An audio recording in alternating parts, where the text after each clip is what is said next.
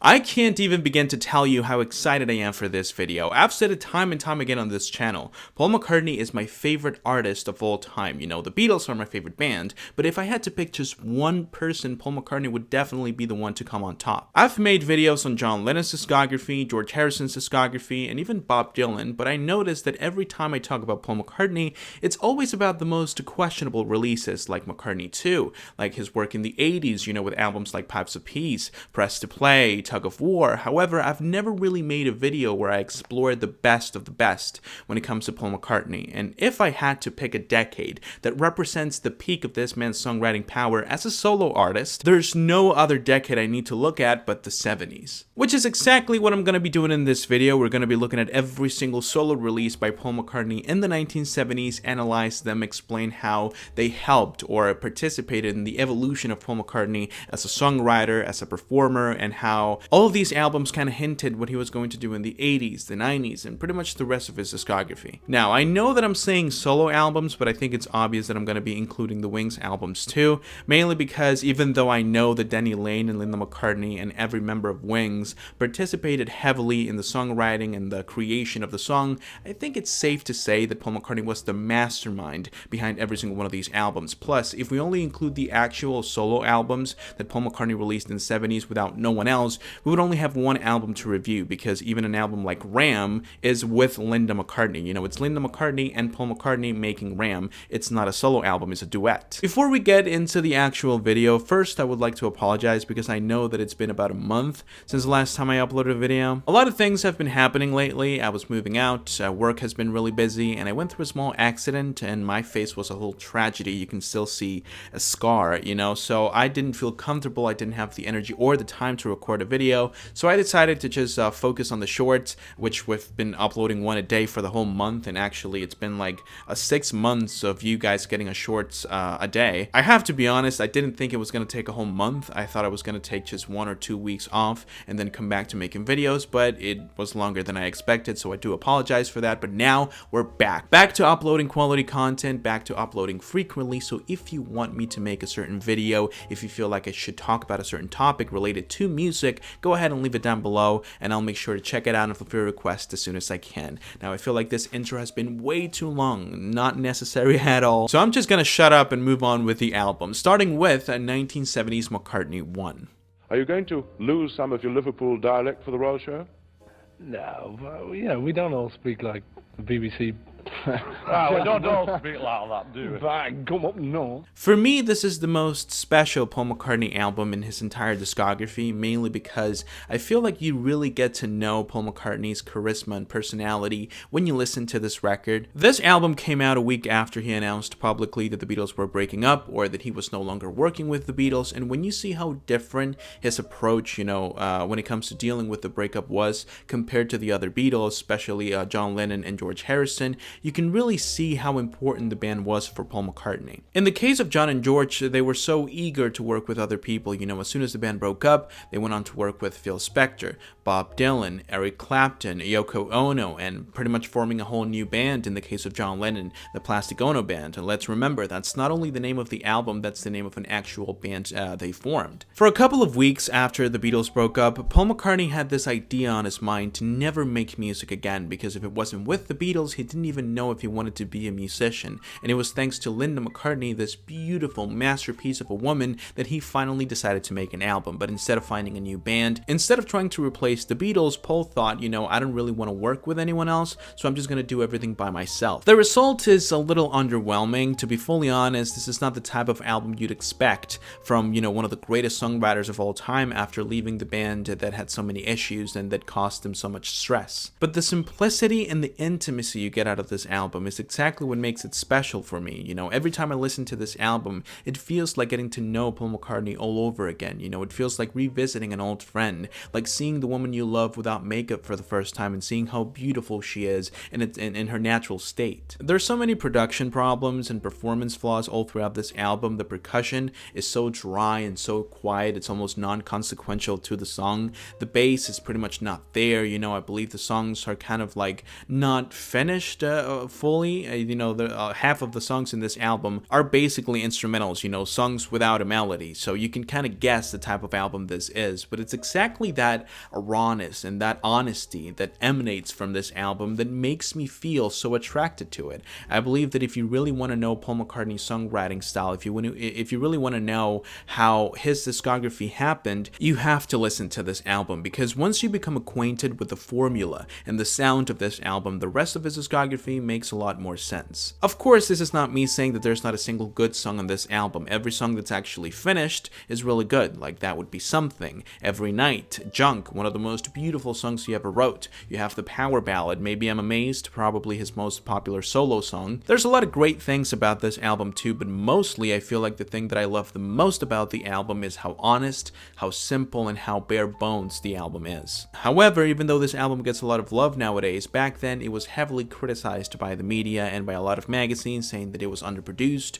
that, he barely put any effort into it, and he needed to take some more time with the next release, which is exactly what he did, because next up we have 1971's Ram with his wife Linda McCartney. This album may not be as special as McCartney 1, but it's definitely way more interesting, and it's an overall way better album. In my opinion, Ram is one of the greatest and most influential albums of all time. This album seems to go against a formula or a trend that the Beatles themselves implemented back in the 60s with albums like Revolver, Rubber Soul, Sgt. Pepper, which is connecting the songs either through the narrative or through the sound palette of the songs. Because it seems like Paul McCartney tries a new songwriting style in every single one of these songs. Therefore, the track list feels very disjointed and disconnected from one another. It doesn't feel like this is an actual album, but a compilation of different songs Paul McCartney wrote in 1971. However, somehow, even though I'm a really big fan of, cohesiveness and given the album a continuity, in this album it works perfectly well. The diversity and the variety that this album offers is one of the best things this album has to offer. I remember when I heard this album for the first time, there was this feeling of not knowing what was next, not really knowing what type of style Paul McCartney was going to use in the next song, and honestly, that feeling is something that I still feel today every time I listen to the album again. I think it goes without saying that the quality of the performance and the songwriting in this album played a really big part in this, because songs like Too Many People, Ram On, Smile Away, Heart of the Country, Monkberry Moon Delight are some of the most exciting and just mind-blowing Paul McCartney songs ever. I do feel like some people tend to exaggerate a little bit when it comes to this album, especially when they call it the first indie album ever made, which is definitely not the case. But overall, based on the quality of the songs, how incredible the performances are all throughout the album, how diverse and colorful this album is, I do believe it's one of his best albums, even if the critics back then didn't agree. Unfortunately, Paul McCartney's love story with his muse ended with Ram, because the next album we're talking about is 1971's Wild Life. The first Wings album, and honestly one that's very skippable. I don't really think this album holds any value inside of Paul McCartney's discography. I definitely don't think it's as bad as a lot of people say it is. I think there's a couple of good songs in here, like Love Is Strange, the title track, which is one of the most incredible vocal performances by Paul McCartney in the entirety of his discography. I mean, you won't find the man pushing his throat to these limits in any other song. Truly incredible. Then you also have I Am Your Singer, Some People Never Know, and then the beautiful apology, allegedly to John Lennon, Dear Friend. For me, the main problem with this album is the fact that it was a terrible introduction for the band Wings. If you have a new band and you want to show it to the people, you're supposed to give them space, so they can show what they're capable of. Instead, this feels like a worse version of Ram, like a redo of Ram, and the result is terrible. I do believe this is one of the worst albums he released, because once again, half of the songs in here are not really fully finished. They feel like loose ideas, like the whole instrumental segment of Love Is Strange, completely unnecessary because there's nothing exciting about that instrumental segment. I mean, it's nice, you can definitely vibe to it, but this is a band. How about a guitar solo? How about, a drum solo? Something that shows what the band is going to sound like. If more songs in this album sounded like the title track, I think the record could have been a lot better. However, that wasn't the case, so I do believe that this album falls in the back end of McCartney's catalog, at least when it comes to quality. However, if anything, I would say that Wild Life was interesting, which is much more than I can say about the next album, 1973's Red Rose Speedway. This album has to be one of the most forgettable releases by McCartney, not only because the track list isn't really all that special, but also it's the fact that it could have been so much better. If you guys guys don't know, Retro Speedway was supposed to be a double album with songs like Hi Hi Hi, Live and Let Die, Country Dreamer, songs that would have made this album so much better, but the label didn't like that, so they cut a few of the songs and they made it into a single album. And honestly, I don't know why they decided to cut some of the best songs McCartney had to offer by 1973 and include songs like Get On That Right Thing or When the Night, songs that are very simple, that follow the trends of, the mid-70s, I'll give you that, but don't really offer the thing that makes McCartney a special songwriter, that melodic edge to songwriting. Now, the actual track list that was originally intended for the album is available. You do have versions of the album that offer the full double album experience, and honestly, if you count that album, this has to be one of his best releases with Wings. However, if you take the original release, it's still overall better than Wildlife. It was definitely an improvement, but I feel like the album is very forgettable. If you're going to listen to this album, you're better off listening to Band on the Run, Venus and Mars, or Wings at the Speed of Sound. There's nothing this album offers that those albums don't offer in a more effective and, clean way. Even then, this album does have a few incredible songs to offer, like the most popular song in the album and one of the most popular songs Paul McCartney ever released, My Love. Then you also have Little Lamb Dragonfly, beautiful song, and my personal favorite, Single Pigeon, super cute, incredibly charming. However, the memory of this album and the songs in it is kind of forgotten, mainly because that same year they released an album that basically changed the way people perceived Paul McCartney as a solo artist, which is the album we're talking about next, 1973's Band on the Run. I have a whole video on the channel talking about this album and how important it was for Paul. I do believe that if you go track for track with any other album in his discography, this would be the better album by far, with songs like the title track, Jet, Bluebird, Let Me Roll It, Mammonia. You do have an incredible amount of quality packed into this album. For reasons I don't really understand, I would often go for albums like Ram and McCartney 1 over this album, but if we're only focusing on quality, there's no other option. This album is the best McCartney has to offer. And the same thing I said about Ram applies to this album too. It feels like every song in here has a different songwriting style applied to it, but this time it didn't really sacrifice the album's continuity. And I think this explains why this album was praised by critics and fans alike, which had a huge impact on McCartney's confidence and played a huge role in him continuing with his music career. But this album was also a bit of a curse for McCartney because it feels like every other album he released in the 70s was him trying to replicate what he did with Band on the Run, including 1975's Venus and Mars. Now, don't get me wrong, I love Venus and Mars. I do believe this is one of the best albums he ever released, especially side 1 with songs like the title track, Rock Show, You Gave Me the Answer, A Magneto and Titanium Man, Letting Go. You have a list of incredible songs packed into the first half, but the second half isn't really that strong, which is the reason this album is a little bit disappointing.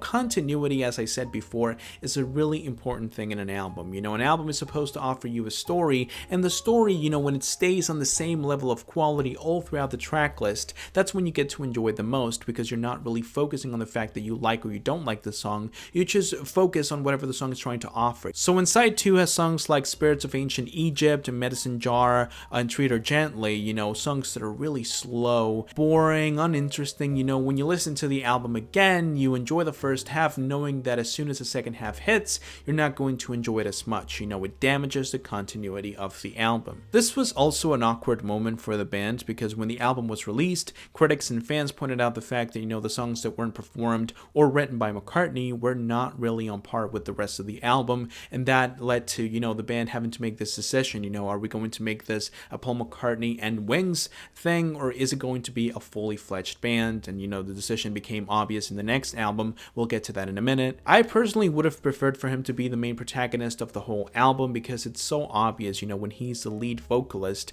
when he's the one leading the song, how much more interesting and exciting the song is. Obviously, I don't mean no disrespect, but when you have songs like Listen to What the Man Said, Call Me Back Again, songs that are so exciting, interesting, the performance is so passionate, and then you have Medicine Jar, it's clear that there's something, that's not well balanced. There's also the fact that this album felt like an attempt to recreate Band on the Run, which made it a little bit inconsequential to the rest of McCartney's discography, but if we're talking about quality overall, this is still a really good album, one of his best actually. So, after realizing that having such imbalance in your album album when it comes to performance quality is definitely not a good thing. You would think they would try to fix it in the next album, but no, they made it worse. Because the next album is 1976's Wings at the Speed of Sound, an album where only a little bit over half of the songs are performed by Paul McCartney. Now, this is not necessarily a bad thing because the McCartney compositions in this album are amazing. You have the all-time classic Silly Love songs, you have my personal favorite Let 'Em In, and then you have ballads like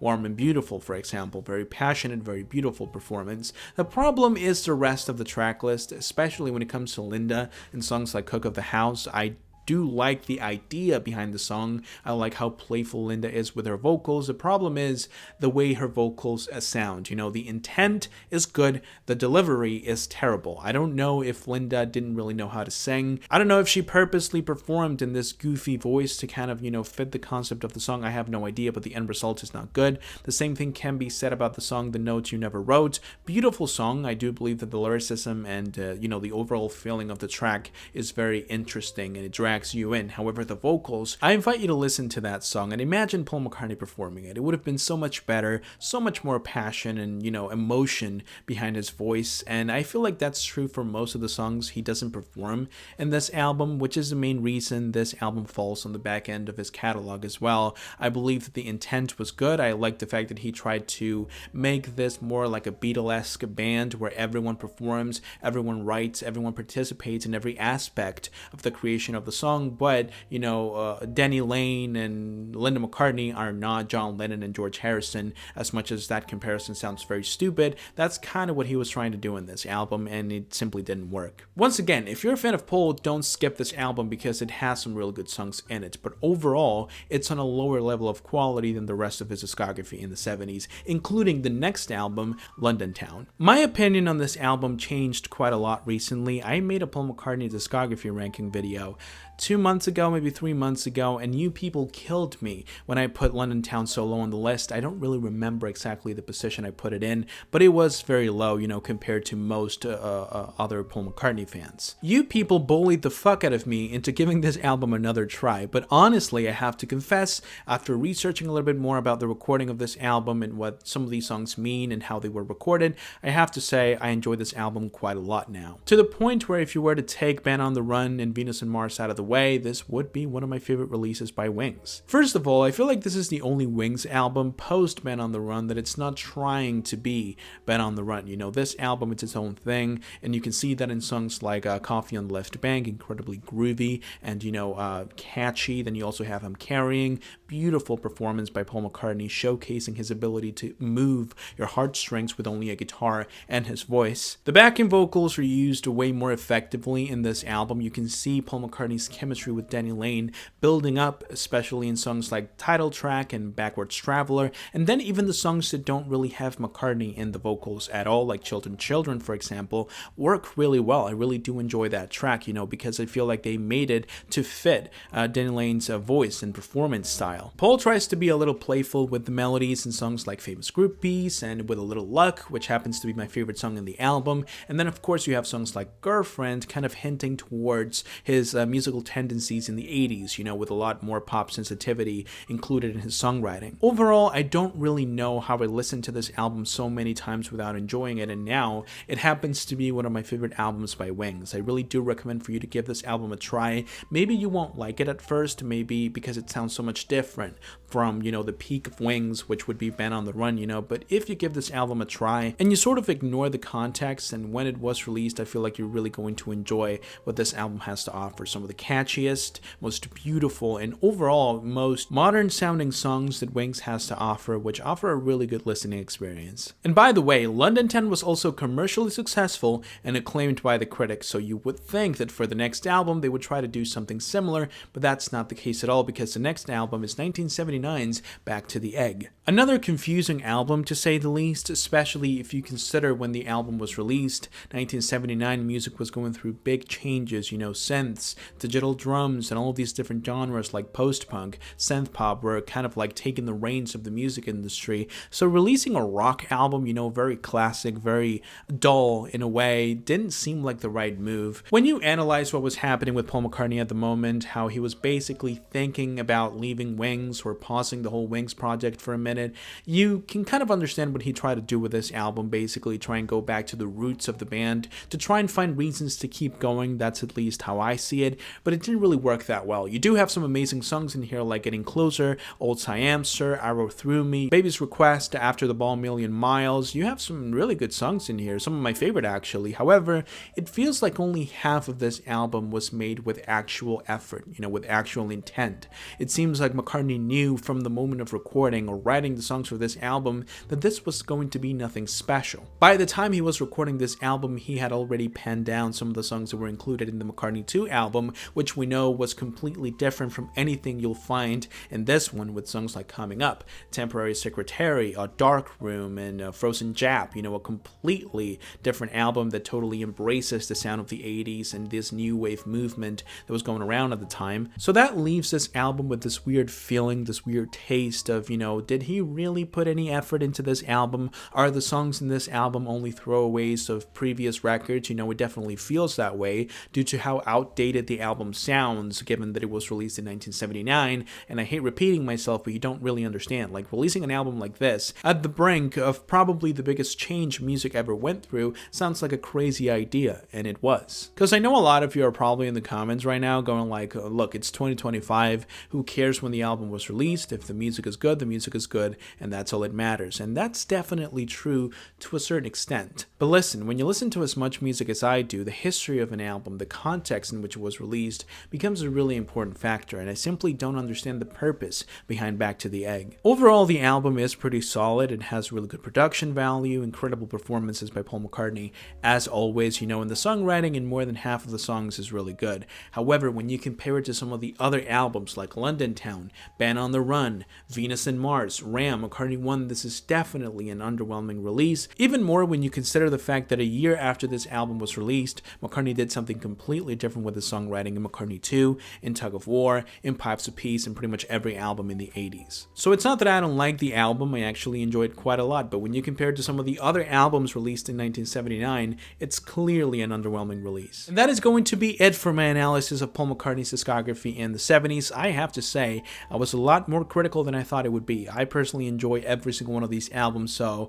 I'm quite surprised that I had so many negative things to say about each and every single one of them. But even with all the criticism, I think it's fair to say that Paul McCartney did in fact dominate the 70s. 9 releases in 10 years, most of them incredibly successful, not only in terms of sales, but also when it comes to, you know, the critical acclaim they received. And we didn't even talk about the fact that he released one of the most popular and successful live albums ever made, Wings Over America. So yeah, this man definitely had the music industry on the palm of his hand. However, as I always say, this is only my own personal opinion. I want to know what you think. Do you think that McCartney dominated the 70s? And if so, which is your favorite album by Paul McCartney in this decade? I really do hope you guys enjoyed watching this video as much as I enjoyed making it. If you did, go ahead and leave a like down below and subscribe to the channel so you don't miss any other videos that I upload. If you want me to talk about any other topics related to music, if you want me to check out a song, an album, or an artist, I'll leave it down below as well, and I'll make sure to read it and fulfill your request as soon as I can. Once again, I hope that you enjoyed, and I hope that I can see you soon with a new video. But until then, bye.